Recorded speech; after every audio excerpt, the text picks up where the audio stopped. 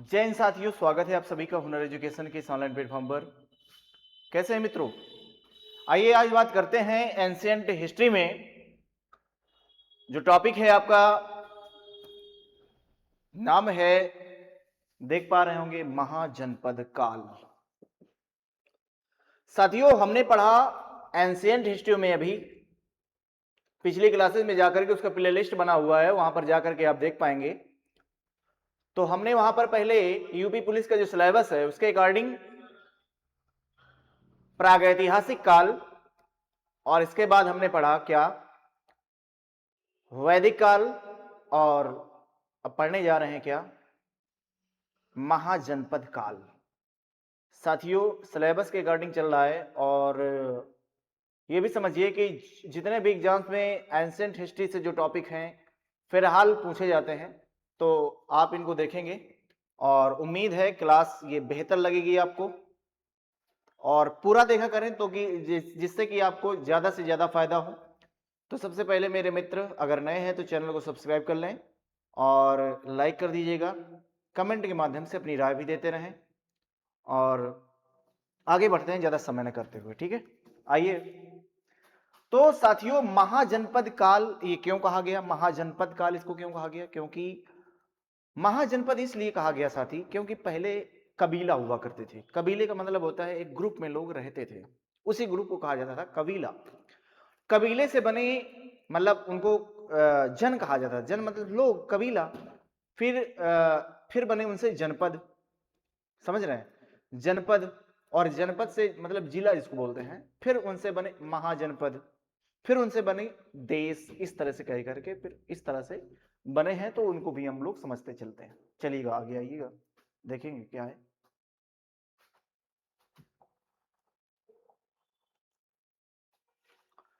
तो साथी आइएगा, जल्दी से देखिएगा, महाजनपद युग या मगध साम्राज्य का उत्कर्ष। फिलहाल इसमें हम लोग महाजनपद को पढ़ेंगे, और मगध साम्राज्य उत्कर्ष के विषय में मैं आपको बताऊंगा वो अगली क्लास में। क्यों? क्योंकि क्लास ये थोड़ा सा बड़ी हो सकती है साथी, इसलिए क्योंकि मेरी क्लास बड़ी होने का कारण कुछ ये हो जाता है, क्योंकि ये जो लेवल है थोड़ा सा अप हो जाता है, समझ रहे हैं आप लोग। क्योंकि मैं वो कोई तथ्य छोड़ता नहीं हूं जो कि एग्जाम के पॉइंट ऑफ व्यू से महत्वपूर्ण रहता है या संभावना रखता भी है। तो याद रखिएगा, ये सिर्फ वनडे एग्जाम के लिए नहीं, ये उन सभी मेरे दोस्तों के लिए है जो अपनी तैयारी स्टेट पीसीएस लेवल की भी कर रहे हैं। वो प्रीलिम्स तक के लिए आपको बहुत ही बेहतरीन साबित होने वाली है। क्यों? क्योंकि जब तक आपका बेसिक जानकारी बेहतरीन नहीं होगी तो फिर आप कर भी नहीं पाएंगे। तो इसलिए क्लास को देखते रहिएगा। ये बात करते हैं महाजनपद काल और मगध साम्राज्य। दोस्तों, हुआ कुछ ये था कि महाजनपदों का उल्लेख क्वेश्चन पूछा जाए कि बताइए कहां कहां पर मिलता है। ये फैक्चुअल इंफॉर्मेशन है, आपको समझना है, क्योंकि ऐसे पूछ लिया जाता है। तो जैन ग्रंथ दोस्त, इसका नाम है भगवती सूत्र। यहां पर मगध क्या नाम है, महाजनपदों का उल्लेख मिलता है। दूसरी बात, बौद्ध ग्रंथों में अंगुत्तर निकाय है और महावंश है, जो श्रीलंका, यहां पर श्रीलंका का ये ग्रंथ है, श्रीलंका का है, जो है कि महावंश में दीप वंश जैसे हो गया है ना, यहाँ पर आपको मिलेगा दीप वंश भी मिलेगा, एक महावंश है।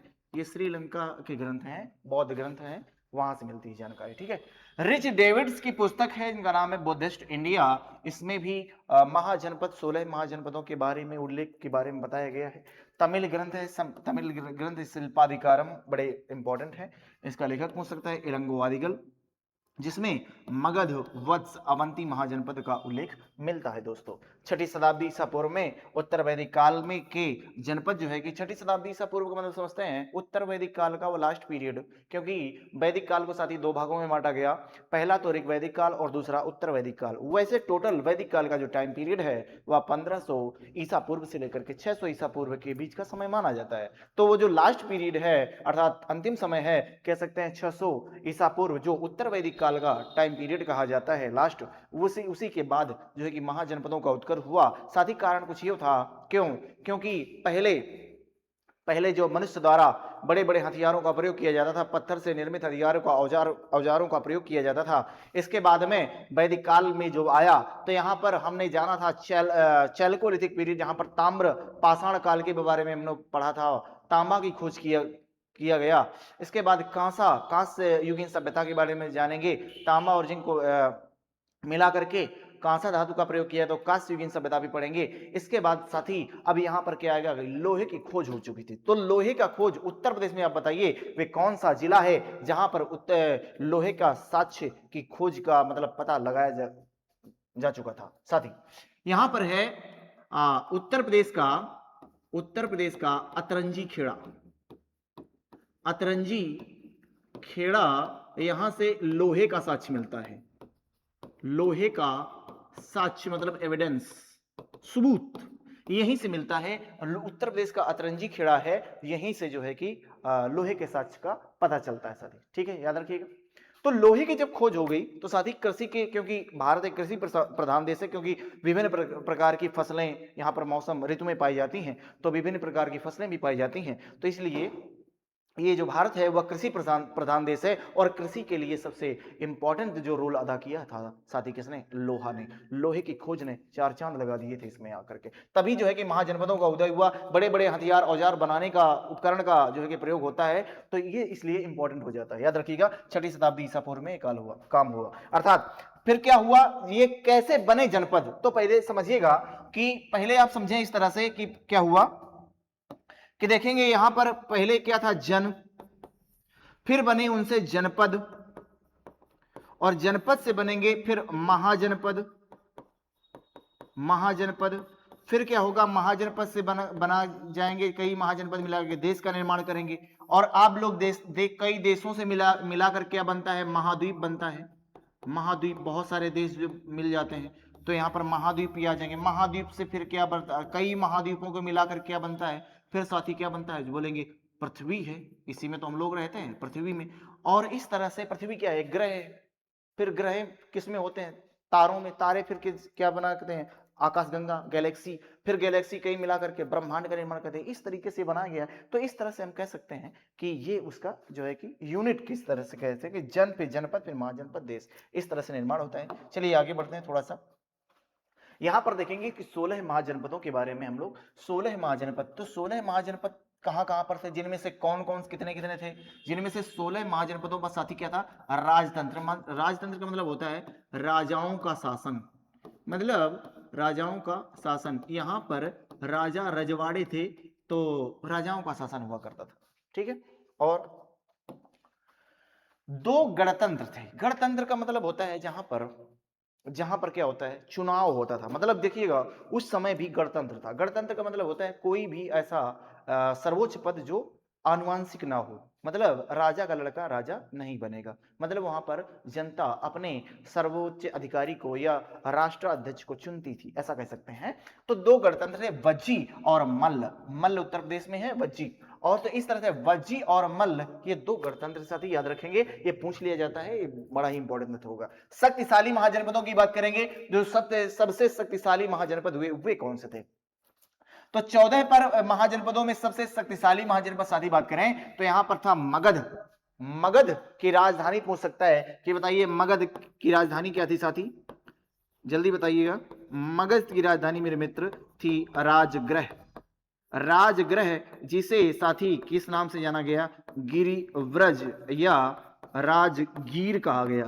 राजगीर के नाम से भी जाना गया। ठीक है, याद रखिए। तो ये था मगध, जो कहां पर था साथी, ये है आपका बिहार में। ठीक है, बिहार में। और वत्स की राजधानी क्या थी साथी, जल्दी से बताएं। कौशल और अवंती। तो वत्स, कौशल, अवंती और मगध, ये 4 महाजनपद ऐसे थे जो कि जहां पर क्या थे, बहुत ही ज्यादा शक्तिशाली राजा और शक्तिशाली महाजनपद होकर के उभरे थे। आगे आप बात करेंगे हम लोग कि ये 16 महाजनपदों की स्थिति कहां पर थी। ये महाजनपद वे भारत के कौन कौन से क्षेत्रों पर पाए गए, उसकी चर्चा हम लोग करेंगे। दोस्त आप समझ पा रहे होंगे, दिख रहा होगा शायद कि वे जो महाजनपद हैं वो किस तरह से आपको समझ में आएंगे। इधर देखिएगा, ये 16 महाजनपदों की बात करेगा। बताइए कि सबसे उत्तर पश्चिम और पूर्व के 16 महाजनपदों में से कौन थे, क्या आप बता पाएंगे दोस्त, क्या आप बता पाएंगे, बिल्कुल बता पाएंगे क्योंकि हम आपके साथ हैं। ये देखिएगा, अगर आप देखेंगे तो ये है ईस्ट, ये हो जाएगा नॉर्थ, ये हो जाएगा आपका वेस्ट और ये साउथ। यहां पर मेरे मित्र अगर आप देख पाएंगे तो आपको क्या मिलने वाला है, आपको यहां पर दिख जाएगा क्या, यहां पर सबसे उत्तर में जो महाजनपद था उसका नाम था साथी, उत्तर में नहीं कह सकते हैं हम, कह सकते हैं कि ये उत्तर पश्चिम में था, तो इसका नाम है साथी कंबोज। आप देख पाएंगे उधर कंबोज। अब कंबोज की राजधानी थी साथी हाटक, जो कि कहां पर था, अफगानिस्तान, अफगानिस्तान, ठीक है। कंबोज की राजधानी हाटक जो कि अफगानिस्तान में ये हमारा महाजनपद हुआ करता था। मतलब हमारी सीमाएं, हम लोग, हम एंशिएंट हिस्ट्री में जो हमारे भारत की जो सीमाएं थी, जो सरहदें थी, वे ईरान, इराक, अफगानिस्तान, मध्य एशिया, चीन, म्यांमार, मतलब कि यहां तक हमारा साम्राज्य हुआ करता था, हमारा सीमा हुआ करती थी, ये समझिएगा आप। दूसरी बात, यहां पर आप चलेंगे कि पूर्व में जो महाजनपद हुआ करता था साथ ही उसका नाम है अंग। दोस्त आपने महाभारत में सुना होगा अंग राजकर्ण, ठीक है ना, अंग राजकर्ण के बारे में सुना होगा। यहां पर कि अथर्ववेद में भी इसका उल्लेख मिलता है कि अंग जो महाजनपद था, साथ ही इसमें पूछ सकता है उसकी राजधानी का नाम क्या है दोस्त, यहां पर बताएंगे उसकी राजधानी का चंपा, चंपा याद रखिएगा। इसके बाद वेस्ट में अर्थात पश्चिम में जो महाजनपद था उसका नाम क्या था साथी, बोलेंगे क्या नाम था, माहिष्मती, जिसकी राजधानी है आप इधर देख पाएंगे, ये है क्या, अवंती। अवंती एक थी, अवंती की राजधानी थी क्या, उज्जैनी एक थी, और एक थी क्या, माहिष्मती। दक्षिण में उसको देखेंगे तो आप समझ सकते हैं कि पश्चिम में क्या है, अवंती, अवंती, और दक्षिण में एक राजधानी थी अस्मक, अस्मक, याद रखेंगे। तो इस तरह से पूछ सकता है उत्तर, दक्षिण और पूर्व, पश्चिम में कौन कौन से महाजनपद और उनकी राजधानियों के बारे में संबंध में बताइए, तो आप बता पाएंगे। तो आप देखेंगे साथी, यहां पर है कंबोज, यहां पर है गांधार, गांधार की राजधानी थी साथी तक्षशिला, आप देख पाएंगे। पुरस्पुर यहां पर मिलेगा, पुष्कलावती, तक्षशिला, ये आप देख पा रहे होंगे, पुरस्पुर, पुष्कलावती और तक्षशिला, ये तो गांधार महाजनपद है, ठीक है। ये कंबोज महाजनपद, इसकी राजधानी हाटक है, याद रखिएगा। ये मत्स्य महाजनपद राजस्थान में आप वर्तमान में पाएंगे, जिसकी राजधानी थी विराटनगर, आप अरावली के आसपास का क्षेत्र है। कुरुक्षेत्र जो कि हरियाणा के आसपास का क्षेत्र है। सूरसेन जिसकी राजधानी मथुरा। इसके बाद पांचाल महाजनपद जिसकी राजधानियां दो थी, अक्षत्रप और काम्पिल। वत्स की राजधानी साथी आप देखेंगे कौशाम्बी। चेदी महाजनपद, ठीक है, चेदी महाजनपद देखेंगे। अवंती महाजनपद देखेंगे कि ये अवंती महाजनपद दो था, मतलब मध्य प्रदेश का पूर्वी भाग और पश्चिमी भाग अवंती महाजनपद में आएगा। एक की राजधानी थी उज्जैनी और एक की राजधानी थी माहिष्मती साम्राज्य। आपने पढ़ा होगा, आपने सुना होगा या आपने देखा होगा बाहुबली मूवी, वहां पर जय माहिष्मती, माहिष्मती साम्राज्य, वो क्या था, वही अवंती महाजनपद है दोस्त, ठीक है। अस्मक दक्षिण भारत की सबसे दक्षिणतम जो राजधानी है या कह सकते हैं कि महाजनपद था, उसका नाम है अस्मक। मगध की राजधानी राजगीर गिरिब्रज। अंग की राजधानी साथी चंपा। मल्ल की आप देखेंगे वैशाली, वज्र की वैशाली है, और काशी बनारस की, और कौशल की राजधानी श्रावस्ती। तो इस तरह से हम लोग डिटेल में बात करने वाले हैं। तो आइए बात करते हैं एक एक महाजनपद के बारे में और भी समझते हुए चलते हैं उनका फैक्चुअल इंफॉर्मेशन के साथ। आइएगा, तो अंग महाजनपद सबसे पहले आप देख पा रहे होंगे दोस्त कि अंग महाजनपद ये कहां पर है साथी, बताएंगे। ये साथी है हमारा कहां पर, बिहार में अंग महाजनपद, और इसकी राजधानी साथी क्या थी, चंपा, चंपा। आधुनिक कहां पर मिलेगा कि बिहार के भागलपुर और मुंगेर जिले में स्थित है, इसका नाम है अंग की राजधानी चंपा। मगध और अंग के बीच में चंपा नदी बहती साथी। इस नगर का वास्तुकार, क्वेश्चन पूछा गया है कि इस नगर का वास्तुकार बता दीजिए, बता देंगे महागोविंद था। महागोविंद दोस्त मेरे, महागोविंद था। यहाँ का प्रसिद्ध राजा दधिवाहन था। बिंबिसार ने अंग को अपने साम्राज्य में मिला था। हर्यक वंश का शासक था जिसका नाम था बिंबिसार। दोस्तों कंफ्यूज मत होना, एक था बिंबिसार और एक था बिंदुसार। जो बिंबिसार है ये हर्यक वंश का संस्थापक है तो साथी, और जो बिंदुसार है, बिंदुसार आप समझिएगा, बिंदुसार है वह चंद्रगुप्त मौर्य का लौंडा है, याद रखिए, ठीक। आगे बढ़ेंगे, अवंती महाजनपद की बात करें तो अवंती महाजनपद में यहां पर मिलेगी दो राजधानियां अवंती। एक की राजधानी थी उज्जैनी, उज्जैन जो कि मध्य प्रदेश आप समझते हैं वर्तमान, ठीक है, और दक्षिण में माहिष्मती, माहिष्मती आप समझेंगे। दोनों राजधानियों के बीच में ये नेत्रावती नदी प्रवाहित होती थी साथी, और शासक अवंती का जो शासक है उसका नाम था साथी चंद्रप्रद्योत। चंद्रप्रद्योत इसका नाम क्यों पड़ा, ये इतना खतरनाक व्यक्ति था, जैसे अशोक को कहा जाता है चंड अशोका, अशोक है ना, अशोक के बहुत सारे नाम मिलेंगे, मैं अशोक के बारे में जब बताऊंगा ना आपको, बड़ी ही इंटरेस्टिंग कहानी के साथ, बड़ी ही मार्मिक कहानी के साथ, बहुत कहानी के साथ चलेंगे हम लोग, मजा करते हुए चलेंगे। ऐसा नहीं है कि आपको हिस्ट्री मतलब जो सताती है कह सकते हैं कि नहीं समझ में आती है ना, बने रहिएगा साथ में, मजेदार तरीके से हम लोग समझते हुए चलेंगे, पढ़ेंगे। तो रटने की चीजें नहीं है ये सब, समझते हुए चलने की चीजें, कहानी की स्टोरी की तरह समझने की चीजें हैं, कुछ अपने विवेक से भी सोचने की चीजें हैं, समझ रहे हैं आप लोग ये चीजें। चंद्रप्रद्योत, तो चंद्रप्रद्योत को जो है कि ये अवंती का शासक है साथी। चंद्रप्रद्योत क्या हुआ कि एक बार चंद्रप्रद्योत हो गया बीमार, तो बिंबिसार यहां पर मगध साम्राज्य में हर एक वंश का शासन था जिसका नाम था बिंबिसार। बिंबिसार का लड़का हुआ, इसका नाम था अजातशत्रु। तो यही साथी समय है कि इस समय गौतम बुद्ध मतलब थे। तो क्या हुआ कि क्या नाम है, चंद्रप्रद्योत बीमार हो गया, उसको एक असाध्य रोग हो गया। तो असाध्य रोग का मतलब उस समय हो गया उसको पांडु रोग। आप समझते हैं पांडु रोग का मतलब क्या होता है? पांडु रोग हो गया, जिसको कहते हैं जॉइंडिस या पीलिया रोग हो गया, उसी का नाम है, समझिएगा। तो अजात शत्रु ने अपने बिंबिसार ने अपने एक राजदूत को भेजा। राजदूत कह सकते हैं उसको, वैद्य है, राजवैद्य कहेंगे उसको, राजदूत नहीं कहेंगे, वो है राजवैद्य। और राजवैद्य का नाम था साथी जीवक। कई बार उल्लेख मिलेगा, आप समझते जाइएगा। बिंबिसार ने अपने राजवैद्य जीवक को चंद्रप्रद्योत के रोग को दूर करने के लिए भेजा।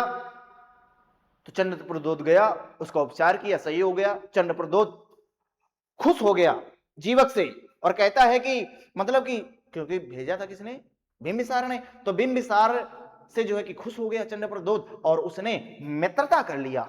समझ लीजिए, इतना खतरनाक राजा था तो मित्रता, क्योंकि देखिए ये बड़े ही राजनीतिक व्यक्ति है बिंबिसार। बिंबिसार ने, कहा जाता है कि बिंबिसार ने लगभग 500 विवाह किया हुआ था, शादियां किया हुआ था। मतलब 500 शादियां किया हुआ था, इसका मतलब समझ सकते हैं कि मतलब बिहार के हर एक गली में बिंबिसार का लौंडा टहल रहा है। मतलब इस तरीके से कि 500 शादियां करने का उल्लेख समझ सकते हैं। थोड़ा हाइपर नहीं हो रहा है, लेकिन उल्लेख मिलता है तो पढ़ना पड़ेगा ना हमको, है ना। वहां अपना दिमाग लगा करके मत बैठिएगा कि मतलब ये चीजें थी, ये मिलता है तो आपको पढ़ना पड़ेगा, क्योंकि आएगा तो बताना पड़ेगा। अपने मन से नहीं झेल पड़ेंगे, नहीं, ऐसा हो ही नहीं सकता है, हो नहीं सकता है। तुम लिखने वाले हो, देखो इधर, अपनी निष्ठुरता और कठोरता के कारण प्रसिद्ध था। मैंने बताया कि चंद्रप्रद्योत यही है। राजनीतिक स्थिति, प्रद्योत का संघर्ष मगध कोसल वत्स के साथ चला। मगध के अतिरिक्त अवंती वह महाजनपद था जहां लोहे की खानें पाई गई। देखिएगा, अब यहीं पर लोहे की खानें पाई जाएंगी अवंती क्या कहते हैं महाजनपद में, क्योंकि लोहे की खानों का मतलब माइंस, मतलब यहाँ से खोद करके कच्चा माल निकाला गया। मतलब उस समय भी देखिएगा कितनी बड़ी टेक्नोलॉजी थी कि वहां के उस समय के लोहे में आपने देखा होगा तो जंग नहीं लगती। जानते हो कारण क्या? उसमें निकल प्रवाहित करते थे लोग, तो जंग नहीं लगता लोहे में, याद रखिएगा। अवंत को मगध साम्राज्य में शिशुपाल द्वारा मिला दिए गए। शिशुनाग है, शिशुपाल नहीं, शिशुनाग वंश का संस्थापक भी कह सकते हैं इसको। ये है, कैसे कह सकते हैं, है भी, तो याद रखिएगा। आगे बढ़े। अब यहां पर असमक है। असमक जो दक्षिण भारत की सबसे दक्षिणतम राजधानी महाजनपद है। तो असमक महाजनपद, राजधानी पोटल या पाटिल, आधुनिक बोधन को कहेंगे। स्थिति यह दक्षिण भारत में एकमात्र महाजनपद था। यह गोदावरी नदी के तट पर स्थित है। गोदावरी अर्थात प्रवरा, जो हड़प्पा सभ्यता में कही जाएगी। शासक यहाँ का इक्ष्वाक वंशीय राजा था जिसका नाम था, और राजधानी पोटल या पाटिल, प्रतिष्ठानपुर जिसको कहा जाएगा। असमक का राजा अरुण पूछ सकता है कभी कभी। कलिंग को इसने जीता हुआ था। कलिंग की राजधानी तोसली थी उस समय। बाद में अवंती ने असमक को अपने में मिला लिया था। तो अवंती और असमक दोनों में मिला दिए गए इसमें। काशी महाजनपद, जो कि काशी महाजनपद की राजधानी वाराणसी, याद रखिएगा। विशेषताएं, यह वरुणा और 80 नदियों के बीच में है। वरुणा और 80 नदियों को बीच में ही है, उसका नाम है काशी, काशी वाराणसी। और महाभारत के अनुसार इस नगर का संस्थापक साथी कौन था? दिवोदास था। इंपॉर्टेंट रहेगा। यहाँ का सबसे शक्तिशाली ब्रह्मदत्त शासक था। और वाराणसी संगीत, शिक्षा, कला, उद्योग के लिए, क्योंकि शिक्षा का सबसे पहला केंद्र वाराणसी है। मतलब आप लोग देखा होगा कि जितने हिंदी के जो कवि लोग हुए और जितने भी आप लोग साहित्य में आप पढ़ते हैं तो वो लोग बनारस जाते थे। बनारस हिंदू विश्वविद्यालय, इस तरीके से पढ़ाई के लिए बड़ा जो फेमस केंद्र था वो हमारा बनारस रहा है, याद रखिएगा। ठीक है, तो कोसल महाजनपद की बात करेंगे। इसकी राजधानी साथी, कोसल की राजधानी श्रावस्ती है ना। दक्षिण कोसल की राजधानी है कुशावती या कुशीनारा। विशेषता क्या है कि वर्तमान अवध क्षेत्र फैजाबाद अयोध्या के क्षेत्र के आसपास को क्षेत्र को क्या कहा जाता है? कोसल। कोसलाधीश जिसको श्री रामचंद्र की जन्मभूमि कहा जाता है, तो वही चीज है साथी कोसल, कोसल महाजनपद, ठीक है। और महाजनपद स्थित है यहाँ पर सरयू नदी के किनारे है, सरयू, है ना, सरयू नदी वो अयोध्या में जो बहती है, अयोध्या के आसपास के जो क्षेत्र में, उसको सरयू कहा जाता है। वैसे घाघरा नदी है, आगे जाकर उसका नाम घाघरा हो जाता है, उत्तरी एवं दक्षिणी हिस्सों में प्रवाहित होती साथी। इस तरह से आप समझ सकते हैं कि हमने जाना अस्मक महाजनपद, इसके पहले जाना हमने अंग महाजनपद, अस्मक, काशी और कोसल, याद रखिएगा। आप लोग आगे बढ़ेंगे, हम लोग देखेंगे क्या कोसल के राजा पूछ सकता है साथी कौन थे? प्रसेनजीत थे, इनका उल्लेख मिलेगा साथी आगे। संयुक्त निकाय में अजातशत्रु एवं प्रसेनजीत के बीच हुए संधियों का वर्णन मिलता है। प्रसेनजीत ने अजातशत्रु को समझौता हुआ था। प्रसेनजीत जो थे और अजातशत्रु ये आपस में कह सकते हैं कि ये क्योंकि प्रसेनजीत की एक पुत्री है, इसका नाम है वाजिरा, और अजातशत्रु बिंबिसार का लड़का है, तो ये आपस में ससुर और दामाद हुए। तो इसको प्रेम हो जाता है, वाजिरा से विवाह कर लेता है। इसके बाद के क्योंकि जिसकी लाठी उसी की भैंस, पहले जो ताकतवर होता था, साम्राज्य होता था, पैसा होता था, राजा होते थे, रजवाड़े होते थे, वे कुछ भी करने थे, क्योंकि उस समय क्या था, राजतंत्र था। अब क्या है साथी, लोकतंत्र है, मनमाना नहीं होगा, है ना। अगर कोई मनमाना करेगा तो उसके लिए कानून है, व्यवस्थाएं हैं। उस समय क्या थे, राजाओं के ही कानून हुआ करते थे। अगर राजा के मन में जो उसको भाता था, अच्छा लगता था, जनता कुछ भी करे, उसको कुछ भी उससे मतलब नहीं होता था। अगर अच्छा राजा है, सहानुभूति वाला है तो है, नहीं तो बाकी तो शोषण ही होता रहता था, याद रखिएगा। कुरु महाजनपद की बात करें तो कुरु महाजनपद साथी इंद्रप्रस्थ इसकी राजधानी थी, जो कि कहां पर है, बोल सकते हैं कि आधुनिक व दिल्ली और हरियाणा के आसपास के क्षेत्र में कुरु महाजनपद का कहा जाता है उसको। और बौद्ध काल में यहां कौरवों का शासन था साथी। यहां पर कहते हैं बौद्ध काल नहीं, यहां पर हम कह सकते हैं महाभारत काल। क्या, महाभारत के समय यहां पर किसका शासन काल था साथी? यहां पर था कौरवों का शासन, कौरवों के हाथ में था। और हस्तिनापुर यहाँ की जो ये नगरी है, ये यहीं की है साथी, इंद्रप्रस्थ इसकी राजधानी थी। हस्तिनापुर नगरी है। और दिल्ली और कुरुक्षेत्र जिसको कहा गया वो हरियाणा के आसपास का क्षेत्र था। आप समझ पा रहे होंगे, महाभारत में इसका उल्लेख मिलता है। आगे बढ़ेंगे हम लोग, वत्स महाजनपद। वत्स की राजधानी साथी है, ये कहां पर है बोलेंगे, वत्स की राजधानी कौशाम्बी है, इलाहाबाद के समीप है, जिसको प्रयागराज वर्तमान में कहा जाता है, यमुना नदी के किनारे स्थित था। और बौद्ध काल में यहां पर जो शासक थे साथी वो उदयन था। उदयन को उदयभद्र भी कहा जाता है, उदयन, उदयभद्र, उदयभद्र। तो उदयन ने अपने, यहीं से स्टार्ट हो जाता है पितृहंता वंश, इसने अपने पिता अजातशत्रु को मार करके, समझ रहे हो ना, तो ये सब काम करते हैं ये लोग, है ना। तो पितृहंता वंश भी शुरू हो जाता है इससे। ऐतिहासिक घटनाएं, अवंती के शासक प्रद्योत उदयन ने बंदी बना लिया, और बाद में उदयन ने प्रद्योत की पुत्री वासदत्ता से विवाह कर लिया था। मतलब यही कार्य करते रहते थे, मतलब उसके पिता को बंदी बना लिया, उसकी पुत्री से विवाह कर लिया, कुछ भगा के ले जा रहे हैं। तो हमको ये क्या समझा रहे हैं, मतलब कि आप इतिहास में समझ पाएंगे। तो ये क्या कहता है, व्यक्ति गलत चीजों को सीख लेता है, लेकिन हमको वो सीखना नहीं है साथी। वो इतिहास हम क्यों पढ़ते हैं कि हमारे अतीत में जो हो चुका है, वो जो गलतियां हमारे अतीत के, हमारे पुरखों ने, हमारे पूर्वजों ने किया, उसको दोहराया ना जाए, अपने उनसे हम सीख लें। लेकिन हम लोग सीख कौन सी लेते हैं, गलत वाली सीख लेंगे, कि वो भगा ले रहा तो हम भगा ले जीवे, ये सब करते हैं, तो वो मत करिएगा, ठीक है। उदयन ने वीणा वादन का संग्राहक, मतलब उदयन क्या था, वीणा वादक बजाता था, संग्राहक था, विशेषज्ञ भी माना जाता है उसको। और बाद में दोनों के बीच में जो है कि प्रेम हो जाता है, उदयन और वासदत्ता के साथ कौशल में शरण ले लेता है, याद रखेंगे। आगे बढ़ते हैं हम लोग।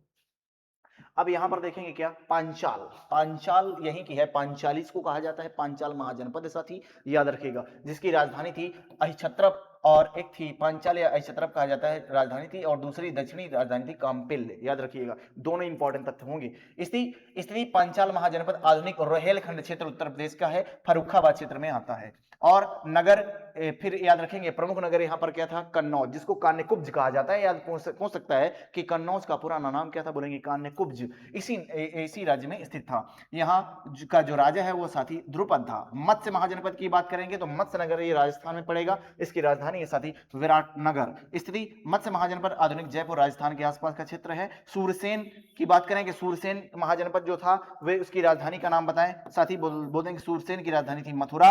और जो है अवंती पुत्र यहाँ का बुद्ध का शिष्य था, और इसके शासनकाल में जो मथुरा में बौद्ध धर्म का प्रचार प्रसार करने का श्रेय यहीं को जाता है, याद रखिएगा। मत्स्य महाजनपद हो गया। इसके बाद हमने देखा सूरसेन। आइएगा बात करते हैं हम लोग चेदी महाजनपद की। चेदी महाजनपद जो है इसकी राजधानी साथी शक्तिमती है, और स्थिति है चेदी महाजनपद आधुनिक बुंदेलखंड क्षेत्र में स्थित है। केन नदी के किनारे स्थित है चेदी महाजनपद। याद रखिएगा इतिहास, महाभारत काल में यहाँ का शासक जो शिशुपाल था, शिशुपाल जाना होगा आपने, तो शिशुपाल था कृष्ण द्वारा जिसका वध कर दिया जाता है। कंबोज महाजनपद ये जो कि आपका विदेश में पड़ेगा, तो कह सकते हैं कि कंबोज महाजनपद है। राजपुर या हाटक इसकी राजधानी थी। विशेषताएं, या गांधार का पड़ोसी राज्य था और कंबोज अपने घोड़ों के लिए प्रसिद्ध था, बड़ा इंपॉर्टेंट तथ्य बनेगा। और कंबोज एक राज्य था, परंतु कौटिल्य ने इसे वार्ता शास्त्रजीवी संघ कहा है और हिंदुकुश क्षेत्र में स्थित था। हिंदुकुश पर्वत श्रृंखला है जो हिमालय में हिमालय की श्रृंखला है, इसका नाम है हिंदुकुश पर्वत श्रृंखला साथी, ठीक है। अफगानिस्तान में उसे हिंदुकुश कहा जाता है और पाकिस्तान में उसे सुलेमान कहा जाता है। भारत में उसे किस नाम से जाना जाता है, और नेपाल में उसे सागरमाथा के नाम से जाना जाता है। भारत में उसे हिमालय के नाम से जाना जाता है साथी। इस प्रकार से अलग अलग उस हिमालय पर्वत की ही श्रेणियां हैं, उनको अलग अलग देशों में नाम भी दिया गया है, क्योंकि एक देश में नहीं है, कई देशों में है। तो आगे बढ़ा जाए, चलिए आगे देखते हैं।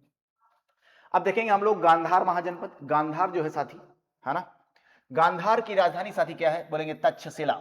तो अगर पूछ सकता है कि बताइए 16 महाजनपदों में वर्तमान में जो विदेश में वो महाजनपद कौन कौन से होंगे, बोलेंगे गांधार। गांधार की राजधानी तक्षशिला जो कि पाकिस्तान में, कंबोज महाजनपद की राजधानी हाटक जो कि अफगानिस्तान में होगा। तो दो महाजनपद कैसे थे साथी, बोलेंगे विदेश में थे। दो महाजनपद कैसे थे, बोलेंगे गणतंत्र थे, वज्य और मल्ल। और 14 महाजनपद कैसे थे साथी, 14 महाजनपद आपके राजतंत्र थे। समझते जाइएगा। और विदेश में पूछ सकता है राजतंत्र लोकतंत्र वाले पूछ सकता है, तो जरूर याद रखें 14 में था राजतंत्र, 2 में था गणतंत्र और 2 थे विदेश में। वैसे 2 अलग 16 ऐसे हो जाएंगे ना, तो याद रखिएगा 16 महाजनपद थे। तो वैशाली आधुनिक दो, अगर बज्जी की बात करें तो कहां पर था, वैशाली आधुनिक बसाड़। विशेषताएं, वैशाली वज्र संघ के साथ जो है कि लिच्छवी गणराज्य की राजधानी थी। 8 गणों से मिलकर के बनी हुई थी, अष्टकुल कहा जाता है इसको। और वैशाली को विश्व का प्रथम गणराज्य कहा जाता है, याद रखिए विश्व का प्रथम गणराज्य जो है वो वैशाली था। और वर्तमान स्थिति ये इसके कहां पर है, तो बोलेंगे मुजफ्फरनगर जिले में वर्तमान स्थिति पाई जाती है, याद रखिएगा। आगे बढ़ाएं। इसके बाद है मल्ल महाजनपद। मल्ल जो कि ये उत्तर प्रदेश का ही है और इसकी उत्तरी मल्ल है कुशीनगर और दक्षिणी मल्ल की राजधानी है पावापुरी। यह महाजनपद आधुनिक उत्तर प्रदेश देवरिया जिले में पाया जाता है। इसके 2 भाग हैं, इसकी राजधानी कुशीनगर और कसिया वर्तमान फाजिल नगर। और मल्ल गणतंत्र था जो है कि 9 कुलों का यहां पर शासन था। आगे देखते हैं मगध महाजनपद जो कि आपका अंतिम और लास्ट होगा। मगध महाजनपद राजधानी गिरिब्रिज राज्य है, बिहार का है। मगध आधुनिक पटना, गया, शाहाबाद जिला बिहार में। भौगोलिक स्थिति की बात करें, पूर्व गंगा, दक्षिण में चंपा नदी है दक्षिण में और विंध्य पर्वत श्रृंखला। और मगध को राजनीतिक शक्ति का केंद्र कहा जाता है साथी, और यहाँ लोहे के संसाधन प्रचुर मात्रा में थे। ऐतिहासिक तथ्य में मगध का उल्लेख अथर्ववेद में मिलता है। तो ये सारे जो इंपॉर्टेंट तथ्य हैं मैंने आपको बताया साथी 16 महाजनपदों के बारे में। तो याद रखें ये 16 महाजनपदों से प्रश्न अगर आएगा, पूछ सकता है, तो आप उनकी राजधानियां, कितने महाजनपद हुए, 16 महाजनपद, उनकी राजधानियों के बारे में, उनकी वर्तमान स्थिति के बारे में, उनकी क्या इंपॉर्टेंस थी, मैंने इस क्लास में आप सभी को बताया है। ये क्लास कैसी लगती है, अगर अच्छी लगती है साथी तो लाइक भी करते रहिएगा। अगर मेरे दोस्त कोई नए हैं तो चैनल को सब्सक्राइब कर लें, बेल आइकन को प्रेस कर लें, आने वाले नोटिफिकेशन मिलता रहेगा।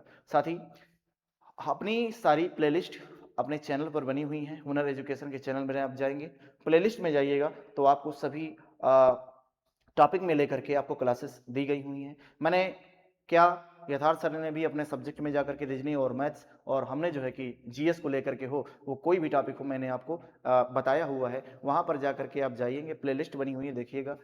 सभी एग्जाम को मैं ये नहीं कहता हूँ सिर्फ पुलिस के लिए ही, एसएससी या वनडे एग्जाम हो, 10+2 का कोई भी हो, या वनडे एग्जाम हो, रेलवे का हो, अदरवाइज कोई भी हो, आपके लिए क्लास बेहतरीन होने वाली है।